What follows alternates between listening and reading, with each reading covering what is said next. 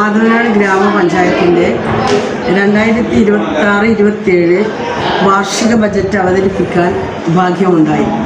പഞ്ചായത്തിൻ്റെ സമസ്ത മേഖലയെയും തലോടിക്കൊണ്ടുള്ള ബജറ്റാണ് അവതരിപ്പിച്ചത്. പ്രധാനമായും ഊന്നൽ നൽകി വരും വർഷത്തിൻ്റെ ആദവനാട്ടിൻ്റെ ആരോഗ്യവും ഭിന്നശേഷിയുമാണ് മേഖലയിലേക്ക് മുന്നിട്ട് നിൽക്കുന്നത്.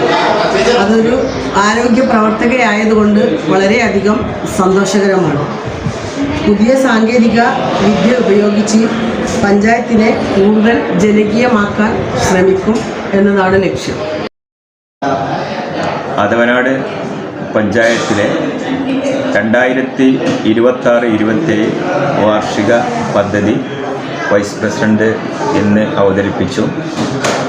എല്ലാ മേഖലകളെയും ഉൾപ്പെടുത്തിയിട്ടാണ് ഇപ്രാവശ്യത്തെ ബജറ്റ് അവതരണമുണ്ടായിട്ടുള്ളത്.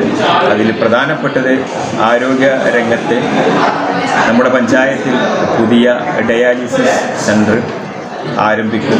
അതുപോലെ തന്നെ നമ്മുടെ PHSC മാട്ടുമ്പൽ ഒരു പുതിയ കെട്ടിടം, അതുപോലെ ഭിന്നശേഷി ബഡ്സ് സ്കൂള്, പരിരക്ഷ 2ാം ഘട്ട യൂണിറ്റ് ആരംഭിക്കും.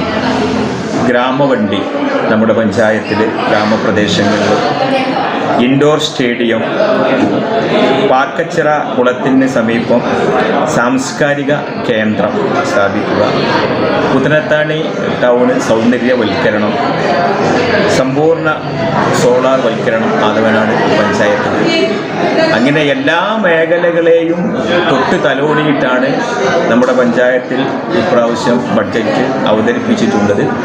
ഇതിനുവേണ്ടി സഹായിച്ച എല്ലാവർക്കും ഗ്രാമപഞ്ചായത്തിൻ്റെ പ്രസിഡന്റ് എന്ന നിലയിൽ നന്ദി അറിയിക്കുകയാണ്.